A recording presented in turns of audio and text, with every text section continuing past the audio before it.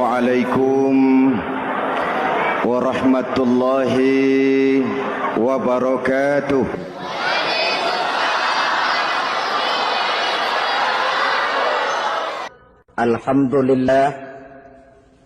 Alhamdulillahillazi ja'ala Ramadhana syahra siyama lil mu'minin.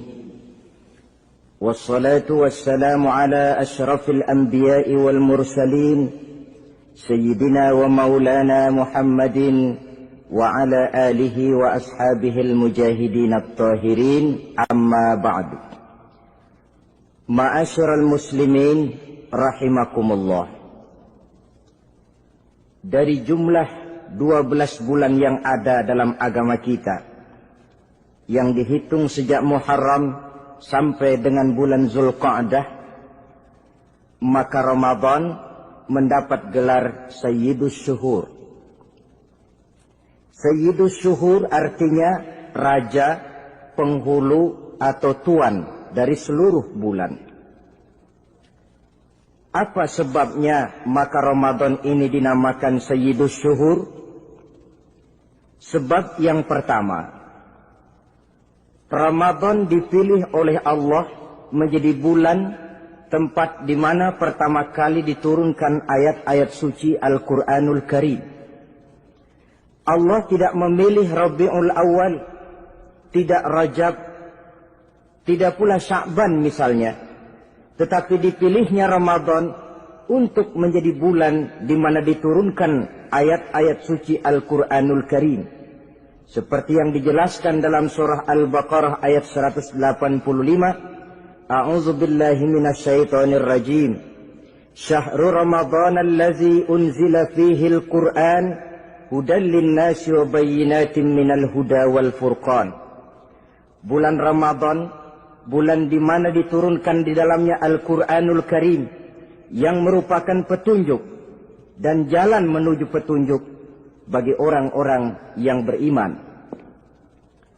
Oleh sebab itu, salah satu bentuk ibadah yang sangat dianjurkan di bulan Ramadan diantaranya ialah memperbanyak membaca ayat-ayat suci Al-Quranul Karim. Yang kedua, Ramadan disebut Sayyidus Syuhur karena di dalamnya ada satu malam yang bobotnya khairun min alfi syahr. Satu malam tetapi lebih baik daripada 1000 bulan. Itu dinamakan dengan Lailatul Qadar. 1000 bulan kira-kira 83 tahun. Nilai ibadah di malam itu lebih baik daripada nilai ibadah 83 tahun. Padahal umur orang sekarang kan jarang yang sampai 83 tahun. Bagaimana ini harus kita pahami? Ma'asyiral muslimin, sejak kita akil balik sampai kepada usia kita yang sekarang ini, kalau kita mau jujur bercermin, rasanya kita harus mengakui banyak dosa dan kesalahan yang pernah kita kerjakan. Kalau kita berbuat dosa selama 40 tahun, kemudian kita bertaubat 20 tahun lamanya, kalau menurut rumus dagang, ini kan belum tertutup. Dosa 40 tahun ditebus dengan taubat 20 tahun. Tapi haruskah dosa tidak terampuni? Allah Subhanahu wa ta'ala Maha Penyayang. Disediakannya malam-malam yang istimewa, yang punya nilai khusus. Seolah-olah Allah berkata, hai manusia, kau tidak perlu putus asa. Bagaimanapun banyak dosa kau lakukan, bagaimanapun banyak kesalahan kau kerjakan, nih, aku sediakan satu malam khairun min alfi syahrin. Lebih baik daripada 1000 bulan yang disebut dengan Lailatul Qadar. Kapan sih Lailatul Qadar itu? Menurut Al-Imamul Ghazali, Lailatul Qadar itu adanya pada 10 hari yang akhir di bulan Ramadan, terutama pada malam-malam ganjil. Malam 21, 23, 25, 27, dan 29. Tapi orang yang ingin menemukan Lailatul Qadar, dia harus sudah berjaga sejak awal Ramadan. Jadi nggak boleh pakai ilmu ngincer. Tahu ilmu ngincer? Tanggal 20 Ramadan nggak terawih, 21 terawih, 22 perek lagi, 23 masuk lagi, 24 nggak ke masjid. Temennya tanya, kenapa nggak ke masjid? Ini kan bukan malam ganjil, nggak turun Lailatul Qadar. Saya kira yang kayak begini dapatnya bukan Lailatul Qadar, boleh jadi Lailatul Qadar. Orang yang ingin menemukan Lailatul Qadar itu, dia harus berjaga-jaga sejak awal Ramadan. Inilah di antara tugas kita, memanfaatkan waktu-waktu yang punya nilai istimewa. Itu ada dalam agama. Dalam setiap minggu ada hari istimewa. Dalam setiap hari ada jam-jam istimewa. Dalam setiap tahun ada bulan istimewa. Coba, dalam setiap minggu ada hari istimewa, hari Jumat. Dalam setiap hari ada jam-jam istimewa, sepertiga malam yang terakhir. Antara jam 2 sampai menjelang fajar di kala subuh, itu saat-saat istimewa. Di samping saat istimewa, Allah pun menyediakan tempat-tempat yang istimewa. Solat di Masjidil Haram, pahalanya 100.000 kali ketimbang solat di masjid-masjid lain. Begitu di Masjid Nabawi misalnya, ini tempat yang istimewa. Lailatul Qadar, waktu yang istimewa yang diberikan kepada kita untuk kita manfaatkan dengan sebaik-baiknya. Toh dalam kehidupan bernegara saja misalnya, kan pada setiap tanggal 17 Agustus, itu Presiden memberikan grasi, ampunan kepada para entah itu tahanan politik dan sebagainya. Ada yang mendapat potongan tahanan, waktu-waktu yang istimewa. Inilah sebab kedua, kenapa Ramadan dinamakan Sayyidus Syuhur. Sebab yang ketiga, Ramadan disebut Sayyidus Syuhur karena di dalamnya nilai kebajikan berlipat ganda adanya. Satu hadis menjelaskan, "Lau ta'lamu ummati ma fi Ramadan, latamannau an takuna as-sanatu kullaha Ramadan." Andai kata umatku tahu keistimewaan apa yang ada di dalam bulan suci Ramadan, niscaya mereka ingin agar sepanjang tahun isinya Ramadan saja. Apa sebabnya? Li'annal hasanata fihi mujtami'atun. Di dalam bulan Ramadan itu berkumpul segala macam kebajikan. Wa ta'atu maqbulatun. Segala perbuatan taat diterima oleh Allah. Wa da'awati mustajabatun. Segala macam doa dan permohonan dikabulkan oleh Allah. Wa dzunuba maghfuratun. Dan segala macam dosa diampuni oleh Allah Subhanahu wa ta'ala. Berlipat gandanya nilai kebajikan yang kita kerjakan di bulan suci Ramadan. Itu sebabnya seorang muslim dalam menyambut bulan suci Ramadan penuh dengan sikap kegembiraan. Kata baginda Nabi, "Man fariha bidukhuli Ramadan, haramallahu jasadahu 'alan niran." Siapa orang yang gembira dengan datangnya bulan suci Ramadan, Allah haramkan badannya dari api neraka. Gembira menyambut Ramadan artinya bagaimana? Apa Ramadan datang terus bakar petasan? Bukan. Pukul beduk? Bukan. Apa gunanya pukul beduk kalau nggak puasa? Apa gunanya bakar mercon kalau tidak melaksanakan ibadah di bulan suci Ramadan? Gembira menyambut datangnya Ramadan dalam arti mempersiapkan diri untuk melaksanakan ibadah dengan sebaik-baiknya di bulan suci Ramadan ini. Ma'asyiral muslimin rahimakumullah. Yang terakhir, kenapa Ramadan disebut Sayyidus Syuhur? Karena di dalam bulan suci Ramadan ada perintah melaksanakan ibadah puasa. Apa istimewanya ibadah puasa? Pertama, yang dipanggil untuk melaksanakan puasa itu iman. Ini panggilan istimewa. Allah menyatakan, Ya ayyuhalladzina amanu kutiba alaikumusiyam. Hai orang-orang yang beriman, diwajibkan atas kamu berpuasa. Iman yang dipanggil untuk melaksanakan ibadah puasa. Contoh, satu hari di depan rumah kita lewat tukang pepaya, tukang duku, tukang duren. Kita panggil satu tukang pepaya. Bang, pepaya, berhenti dulu sebentar. Kira-kira yang merasa tukang pepaya berhenti enggak? Berhenti. Ini tukang duku sama tukang duren berhenti enggak? Tidak. Tentu tidak berhenti karena tidak dipanggil. Ini Ramadan yang dipanggil orang-orang beriman. Hai orang-orang yang beriman, berhenti dulu sebentar. Berhenti apa? Berhenti makan di waktu siang, berhenti minum di waktu siang. Yang merasa beriman, berhenti. Yang tidak beriman, langsung. Biar Ramadan siang-siang makan jalan terus, ngerokok, ngelepus terus. Kenapa? Tidak beriman, tidak merasa terpanggil oleh ayat tadi. Sekarang tukang pepaya lewat di depan rumah. Kita panggil, bang pepaya berhenti dulu. Dia dengar tapi nggak mau berhenti. Apa kita bilang? Kang pepaya budak. Dipanggil nggak mau berhenti. Ini ada orang ngaku beriman kepada Allah. Ramadan dipanggil disuruh berhenti makan siang. Nggak berhenti juga. Mukmin budak. Disuruh berhenti minum di waktu siang, nggak berhenti juga, mukmin budak. Ini istimewanya puasa. Panggilan difokuskan kepada iman. Hai orang-orang yang beriman.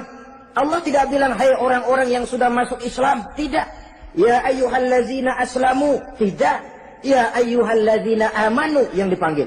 Hai orang-orang yang beriman. Nilai nurani yang paling dalam itu yang dipanggil melaksanakan ibadah puasa.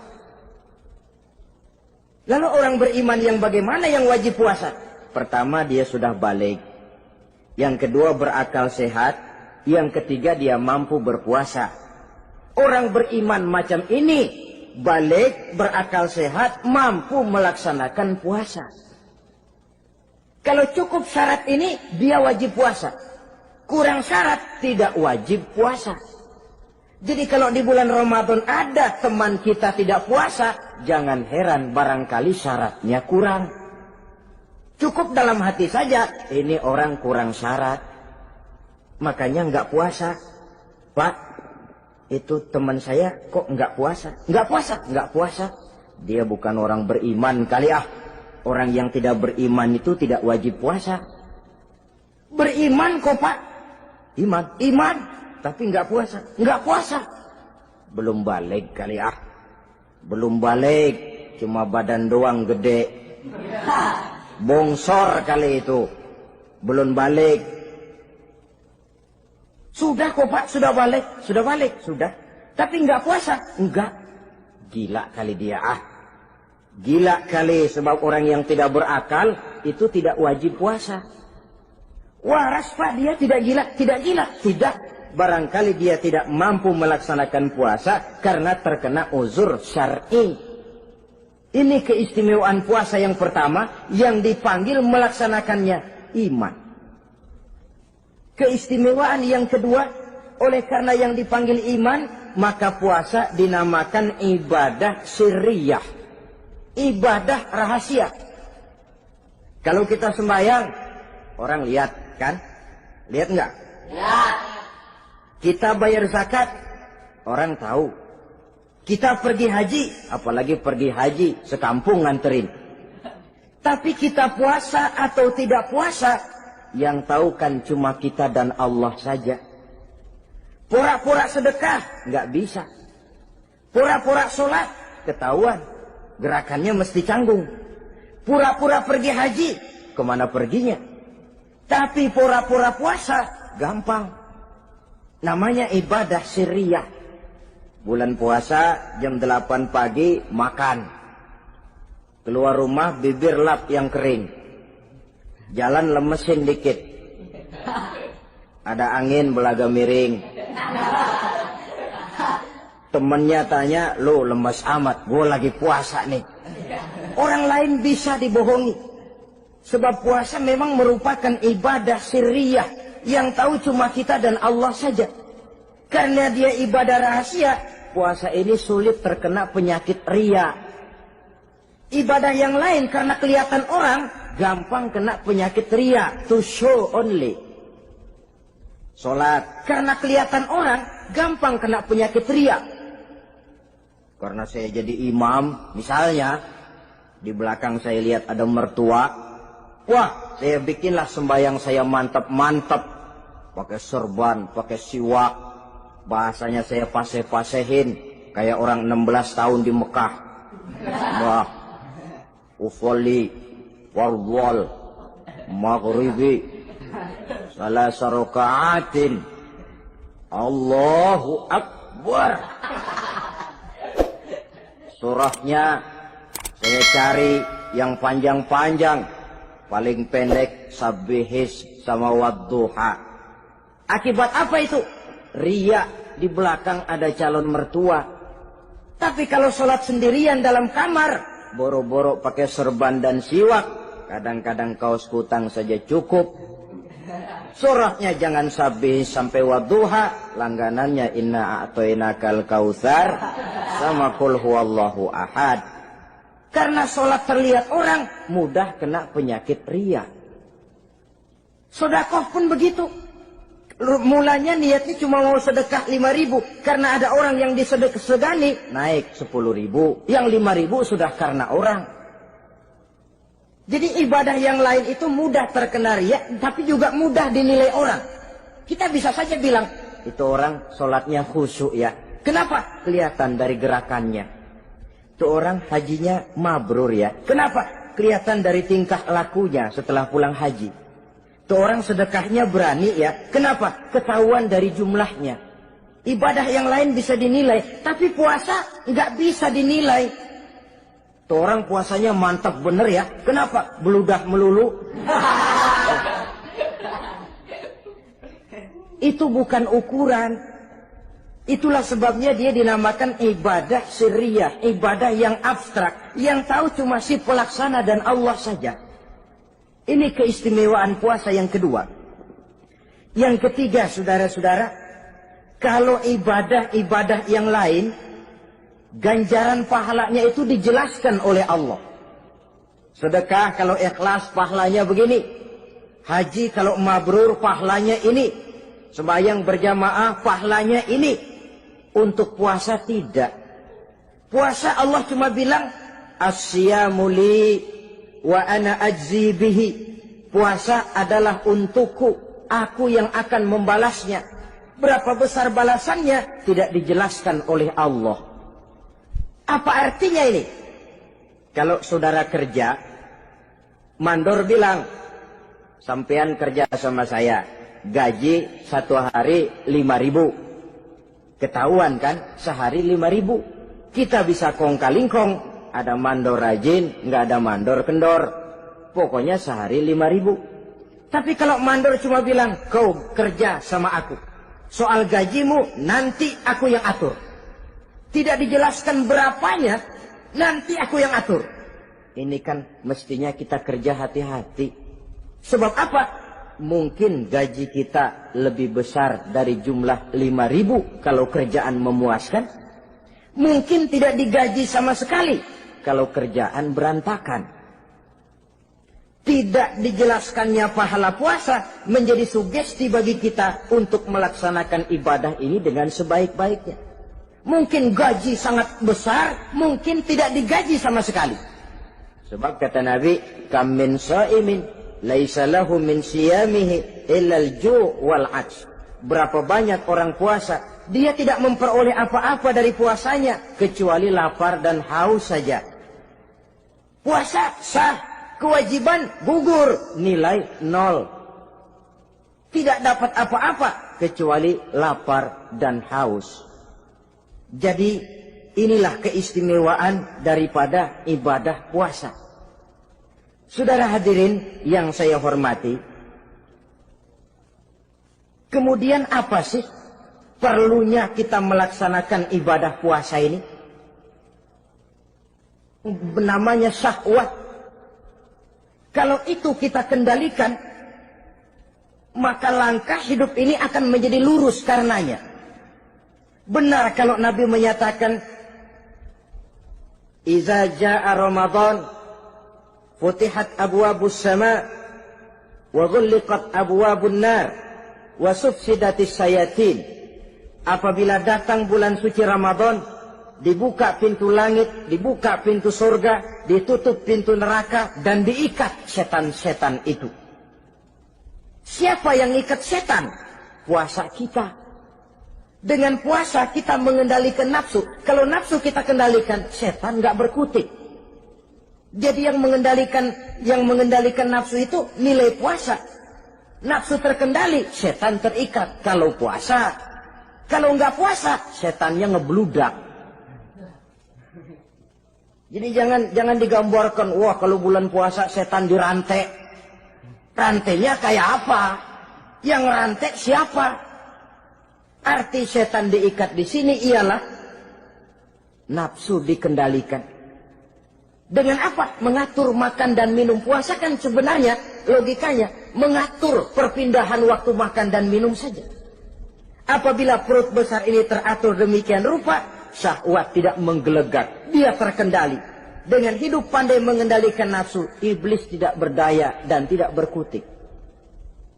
Ma'asyiral muslimin rahimakumullah, Nabi bersabda, "La yu'minu ahadukum hatta takuna hawahu taba'an lima ji'tu bih." Belum sempurna iman kamu kalau nafsumu belum ikut apa yang aku bawa. Yang dibawa Nabi tidak lain daripada syariat, termasuk di dalamnya pelaksanaan ibadah puasa.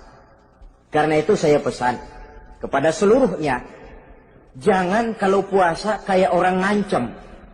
Siang bisa mengendalikan nafsu, tapi begitu maghrib berbunyi, nafsu sudah tidak terkendalikan lagi. Itu namanya puasa orang ngancem.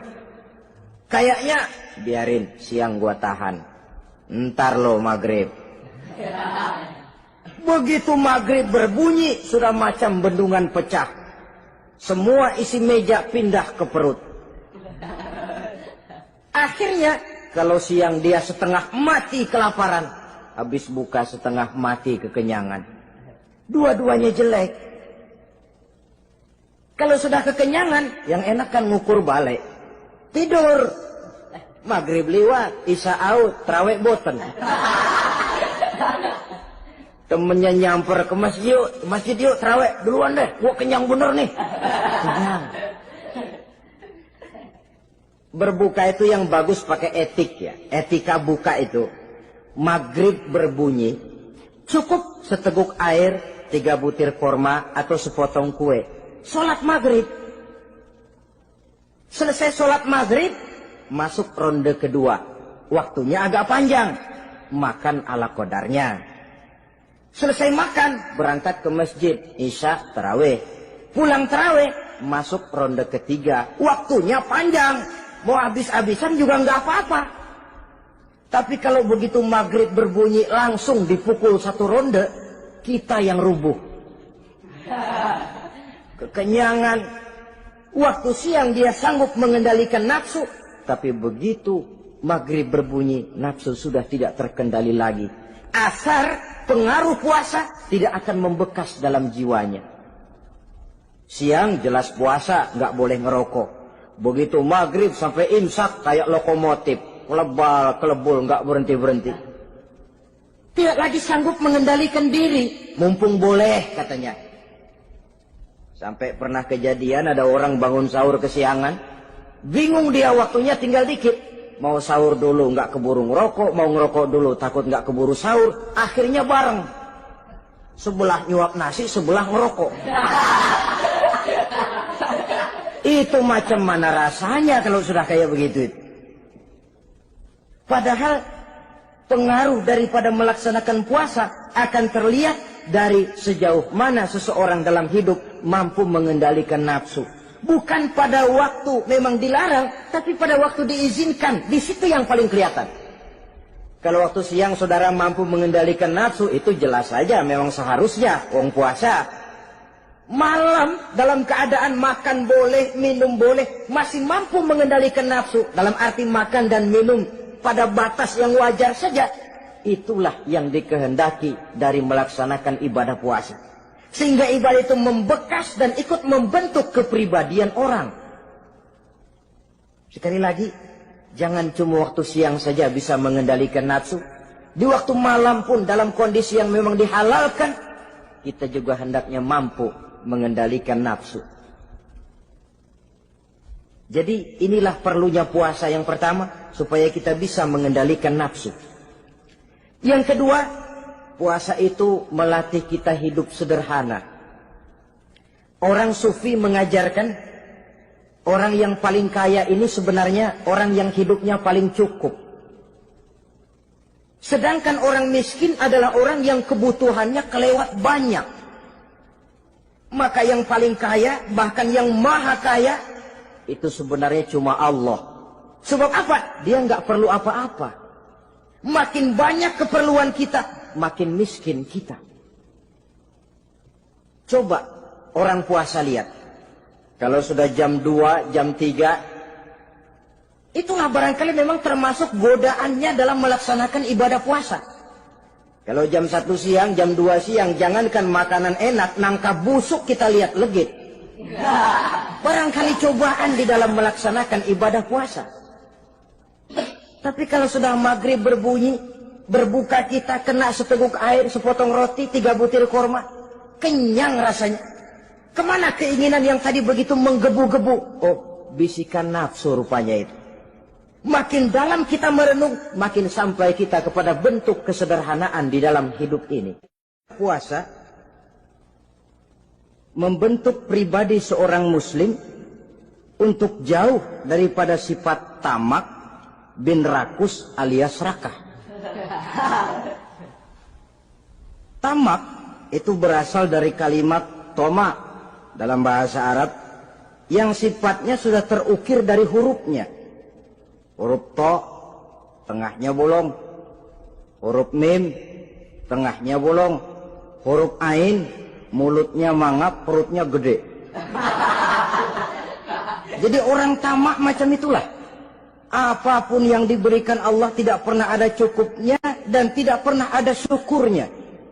Sehingga Nabi menjelaskan, lau anna libni Adam wadiyani min zahabin labtagha lahuma thalisan wala yamla'u jawfa ibna Adam illa turab. Andai kata manusia mempunyai 2 buah ladang yang seluruhnya emas, tidak usah kepalang tanggung, ladang emas, 2 ladang semuanya ladang emas, dia tidak akan puas, dia akan mencari lagi ladang yang ketiga.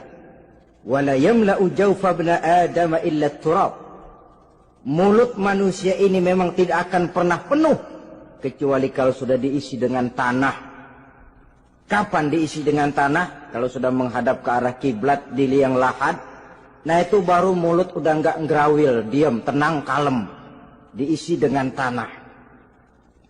Dengan demikian kita lihat bahwa puasa makin kita hayati, makin dekat kita kepada kesederhanaan di dalam kehidupan ini. Islam tidak melarang orang untuk kaya, untuk punya harta. Yang dilarang ialah sifat rakus, serakah, dan tamak. Karena ini akan membuat orang melakukan segala macam cara, ingkar kepada nikmat Allah, tidak pandai bersyukur, pandangan matanya selalu diarahkan ke atas. Dikala hidupnya sudah serba cukup, dia masih merasa kurang. Sebab itu dia selalu kurang.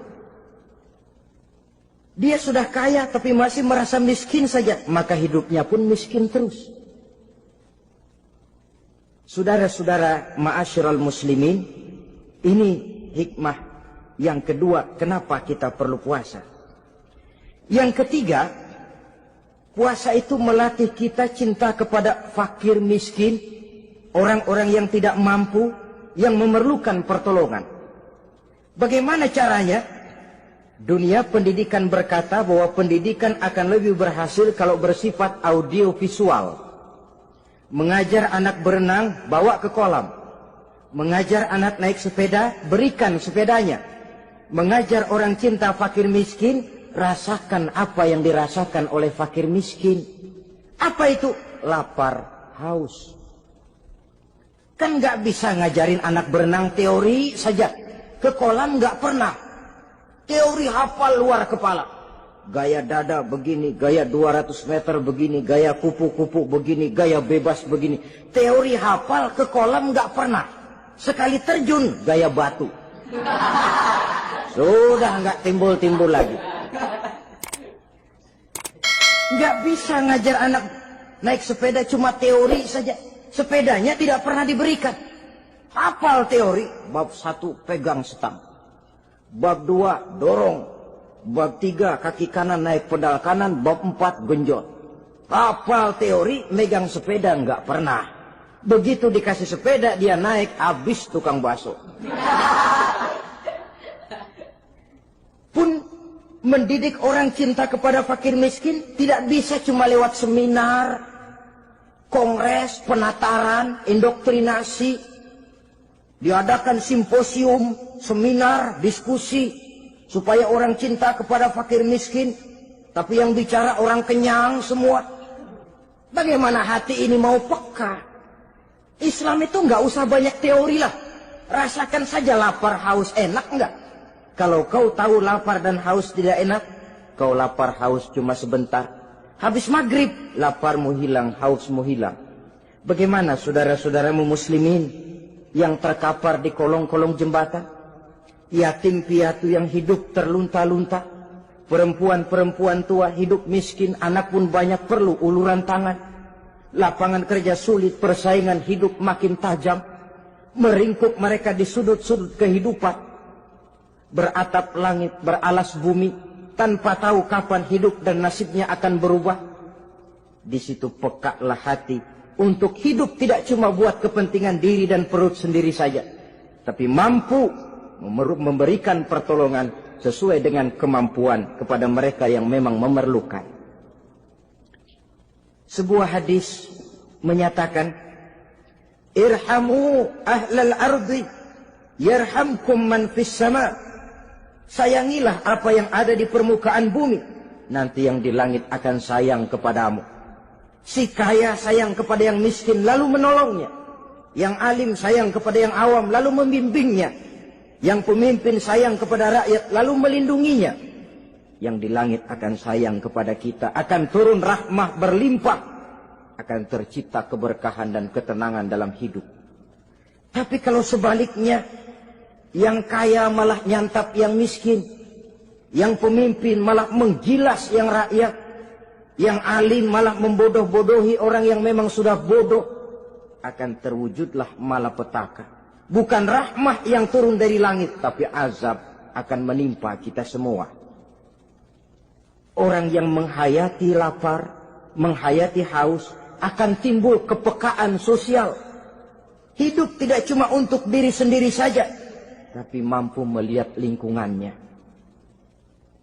Yang keempat, kita perlu puasa untuk menumbuhkan sifat jujur dan disiplin. Coba lihat, kalau tengah hari bulan puasa, andai kata saudara masuk ke dalam kamar seorang diri, saudara kunci dari luar, lalu saudara makan, tidak seorang pun tahu. Tapi kenapa itu tidak kita lakukan? Ada semacam perasaan malu. Malu kepada Allah. Iya, orang lain tidak tahu. Iya, manusia bisa saya bohongi, tapi Allah. Atau umpamanya waktu sholat zuhur, saudara sholat zuhur di masjid, umpama ketika ngambil air wudhu, giliran ke kemur, saudara korupsi dikit aja, telan. Jangan Nabi sumu tasihhu, berpuasalah kamu, badanmu akan sehat. Sebab apa? Saya katakan tadi, semua energi dihasilkan dari perut besar sini. Itu makanan yang kita makan, mulai dari keju sampai singkong, mulai dari hamburger sampai combro, masuk perut besar, digiling, lalu ditransfer ke seluruh tubuh oleh perut besar ini. Mekanisme kerjanya persis pabrik besar yang kalau kita hayati, Allahu Akbar, Fatabarakallah ahsanul khaliqin. Ini tangan supaya kuat kerja perlu vitamin apa? Kirim ke tangan. Mata supaya awas perlu vitamin apa? Kirim ke mata. Bibir supaya nggak pecah perlu vitamin apa? Kirim ke bibir. Oleh perut besar ditransfer ke seluruh tubuh. Sisanya yang nggak perlu keluar jalan belakang. Kalau perut besar ini terus-menerus bekerja, ibarat mesin diporsir, dia akan cepat rusak. Maka datang bulan Ramadan, perut besar itu jangan terlalu diporsir. Diberikan tenggang waktu istirahat. Sehingga Nabi memberikan jaminan sumu tasihhu. Berpuasalah kamu, pasti kamu akan sehat. Buktinya, orang mati kelaparan banyak, tapi yang mati karena puasa, kalau puasanya betul, nggak ada. Maka Islam itu agama yang sesuai dengan fitrah ya. Buktinya apa? Puasa wisol itu bukan saja tidak boleh, tapi haram.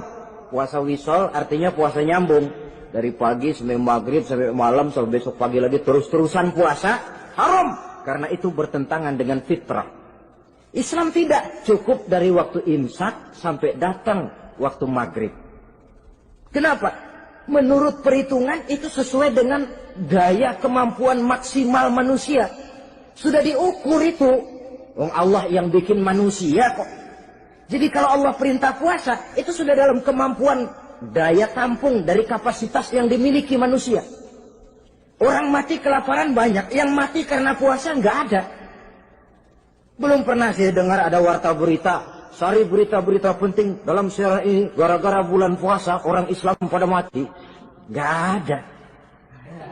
Yang mati kelaparan banyak, tapi yang mati karena puasa tidak ada. Nabi menjamin sumu tasihhu.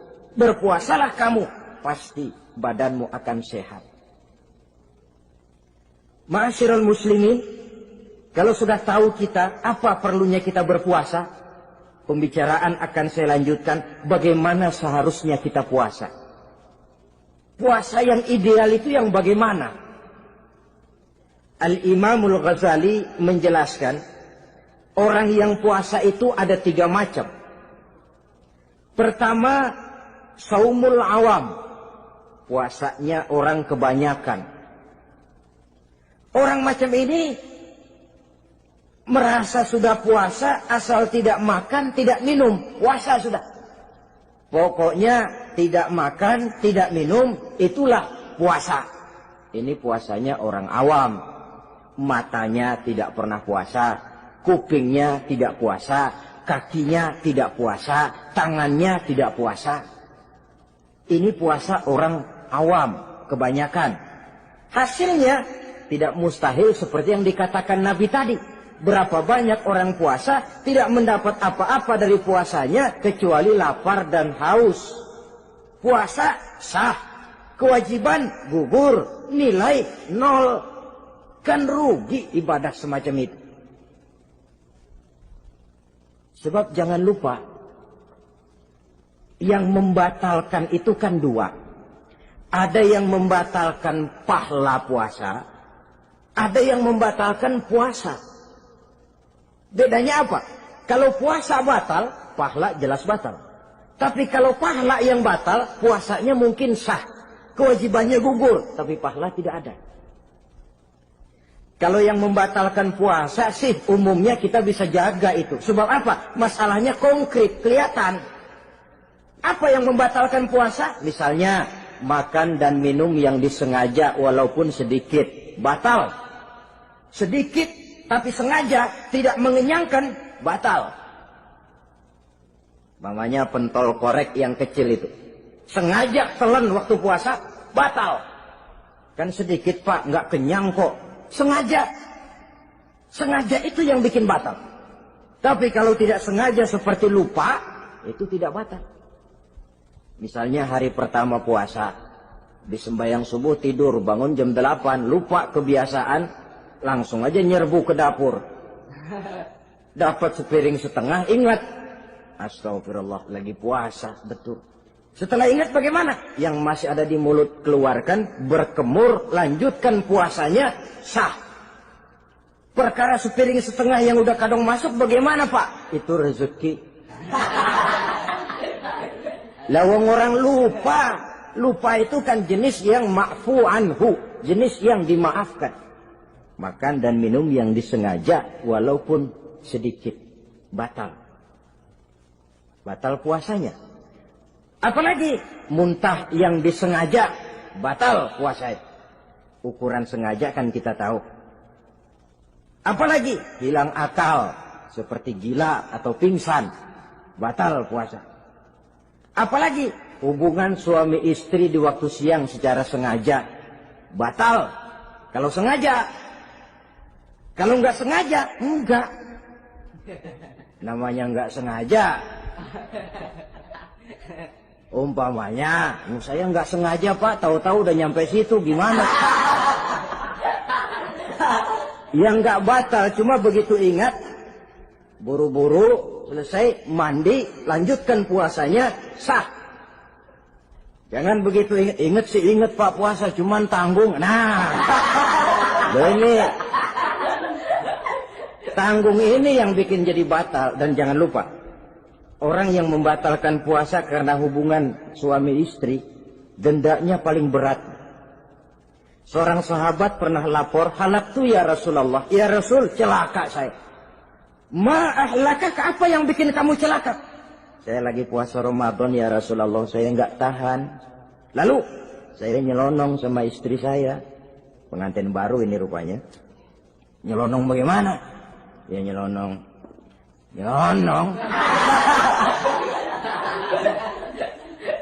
Melanggar dia, tapi jujur. Lapor. Kata Rasul, ya sudah, bayar dendanya. Dendanya apa ya Rasulullah? Bebaskan budak. Aduh, saya nggak punya budak ya Rasulullah. Tidak punya? Tidak punya. Puasa 2 bulan berturut-turut. Tidak boleh diselang-seling.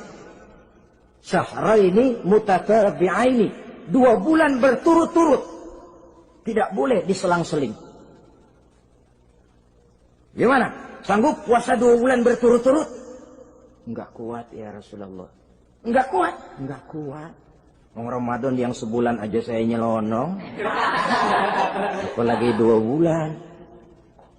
Kalau kau tidak kuat juga, beri makan 60 fakir miskin. 1 orang 1 mod. Ya Rasulullah. Apalagi? Jangan memberi makan 60 fakir miskin. Orang istri saya di rumah sehari masak 3 hari libur. Saya orang susah ya Rasulullah. Saya pikir lagian ya orang kebangetan juga. Sudah melarat sama larangan berani. Rasul masuk ke dalam kamar, keluar kembali bawa sekeranjang kecil kurma. Kalau kau tidak punya apa-apa, bawa pulang ini. Sedekahkan kepada orang-orang miskin di kampungmu sebagai pembayar dendamu. Ya Rasulullah. Apalagi? Di kampung saya itu yang paling miskin saya. Waduh, rusak bener ini orang. Apa marah Rasul? Beliau malah senyum. Ya sudah, kalau memang yang paling miskin kamu, bawa pulang saja itu kurma, beri makan anak istrimu di rumah. Orang ini udah melanggar larangan, dapat kurma lagi. Yang kedua, watak hukum Islam itu elastis, fleksibel, tidak kaku. Tidak kalau sudah begitu ya mesti begitu, itu tidak. Yang sering kaku kan kitanya umat Islam di dalam memahami Islam.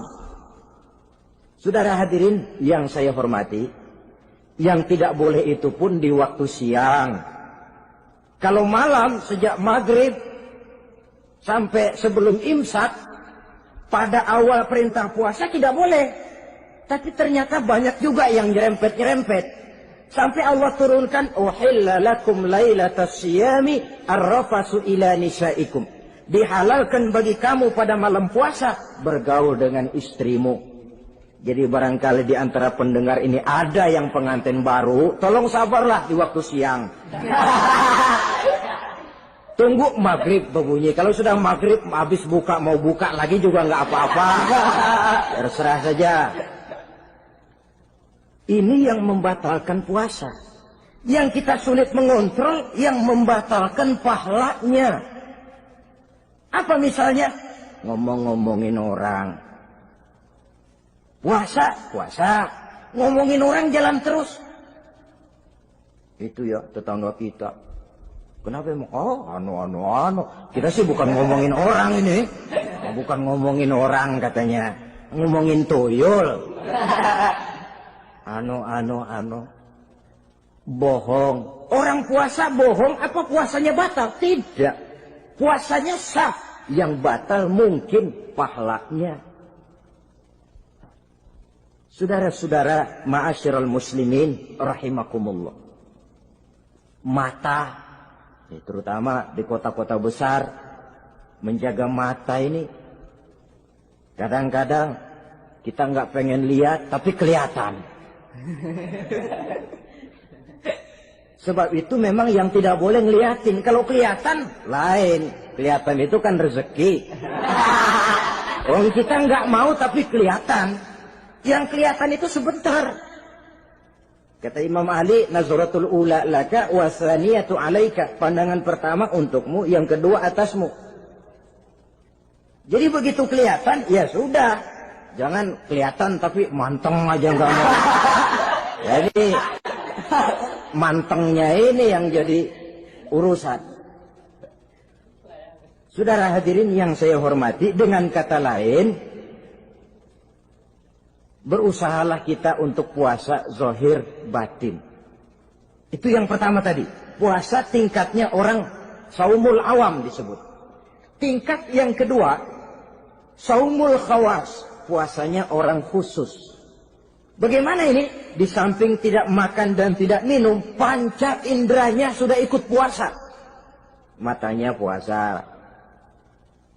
Kupingnya puasa. Asal ada diajak ngomong-ngomongin orang, maaf ya, kuping saya lagi puasa.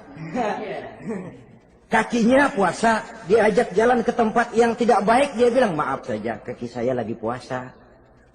Diajak nyolong, maaf, tangan saya lagi puasa. Tidak cuma sekedar tidak makan dan tidak minum, panca inderanya sudah ikut puasa. Sekurang-kurangnya, seperti inilah puasa kita. Zahir, batin. Nah, yang tertinggi disebut saumu khawasil khawas. Puasa orang khusus yang lebih khusus lagi. Ini sudah the first class ini. Puasanya orang fit. Bagaimana puasanya orang ini? Di samping tidak makan dan tidak minum, puasa panca inderanya, hatinya juga sudah ikut puasa dari seluruh keinginan yang selain Allah. Wah, ini kelas tinggi. Orang yang puasa macam ini, andai kata jam 3 sore dia berpikir, ntar sore buka pakai apa ya? Dia menganggap batal pahalanya. Kenapa? Masih mikirin makanan. Kalau kita kan bukan cuma mikirin, ngancem. Waduh, jam 5 di meja udah buderek es kopior, kelapa muda, cendol. Apa yang mau diminum lebih dulu? Tingkat yang tertinggi ini, hatinya juga puasa dari semua keinginan yang selain Allah. Idealnya sekurang-kurangnya kita puasa zahir batin. Zahirnya menahan diri dari yang membatalkan puasa, batinnya mencegah diri dari yang membatalkan pahala puasa kita itu. Ma'asyiral muslimin rahimakumullah. Terakhir, Rasulullah sallallahu alaihi wasallam membagi bulan Ramadan itu menjadi 3 bagian. Sepertiga yang pertama, tanggal 1 sampai 10 Ramadan, masa turunnya rahmah. Turunnya kasih sayang Allah. Kalau istilah sepak bola, tanggal 1 sampai 10 Ramadan ini disebut babak semifinal. Babak penyisihan. Sepak bola itu kalau baru tingkat babak penyisihan, pesertanya banyak. Seluruh kesebelasan turun bertanding. Babak penyisihan. Ramadan tanggal 1 sampai 10, babak penyisihan. Putaran pertama. Pasaran puasa rame. Masjid musola full house. Meledak, tidak sanggup menampung jamaah yang tarawih itu. Yang tadarus meriah. Kenapa? Maklum babak penyisihan. Seluruh kesebelasan turun bertanding. Tanggal 1 sampai tanggal 10 Ramadan. Bila itu selesai, selesailah putaran pertama. Masuk putaran kedua, sepertiga yang kedua, tanggal 10 sampai 20 Ramadan, masa maghfirah. Masa turunnya ampunan dari Allah. Masuk babak semifinal. Sepak bola itu kalau sudah babak semifinal, itu kan sudah banyak kesebelasan yang masuk kotak. Maka 10 Ramadan ke atas, pasaran puasa mulai menurun. Yang enggak puasa mulai nekat. Yang tadarus sudah mulai sayup-sayup sampai. Sementara barisan orang sembahyang tarawih di masjid mulai mengalami kemajuan dengan pesatnya. Barisannya makin maju ke depan. Maklum, tidak semua kesebelasan tangguh. Ada yang sejak bertanding sudah berhitung. Kita sih bakalan kalah jelas, yang penting main aja dulu dah. Ada yang rajin ke masjid, motifnya lain. Ada karena ikut-ikutan teman, karena malu sama mertua, rajin terawih, karena nganterin, rajin terawih, bayangnya paling belakang berdua lagi.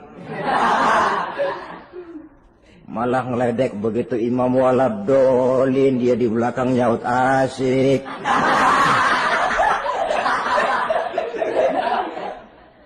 Yang kayak begini ini sudah nggak bakal tahan lama. Akan gugur di babak semifinal. Puncaknya, putaran terakhir, tanggal 20 sampai akhir Ramadan, masa itkun minan nar, masa pembebasan dari api neraka. Masuk babak final. Kalau sudah babak final, ya pesertanya nggak banyak sudah. Ramadan tanggal 20 ke atas babak final. Pesertanya nggak banyak. Sebab apa? 20 Ramadan ke atas pikiran orang sudah bercabang itu. Yang punya kampung sudah siap-siap mau pulang mudik. Lebaran di buah kampung. Puasa kayak enggak, yang penting pokoknya lebaran. Yang pegawai negeri gajinya kecil, anaknya banyak, palanya ngebet.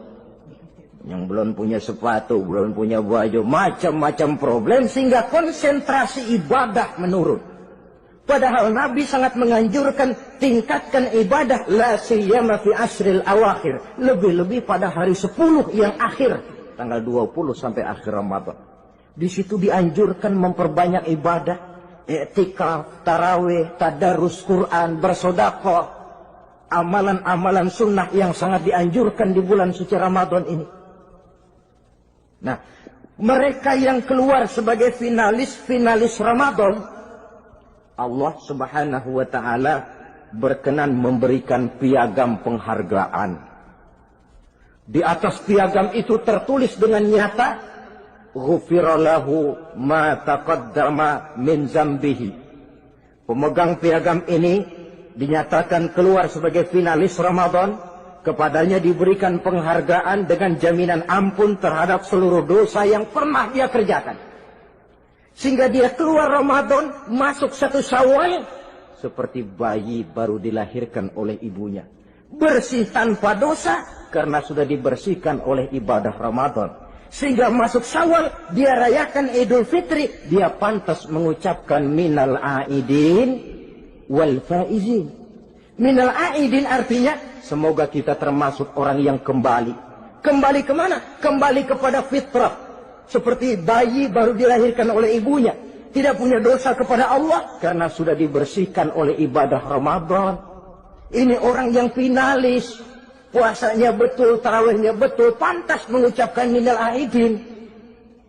Dan kalau tarawih cuma 2 malam, puasa 3 hari. Lebaran paling rajin, mas minal aidin ya, minal aidin. Nggak tahu diri lu.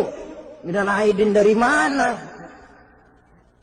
Saudara hadirin, dosa kepada Allah bersih oleh ibadah Ramadan. Tinggal dosa kepada sesama manusia berhalal bihalal di hari raya Idul Fitri.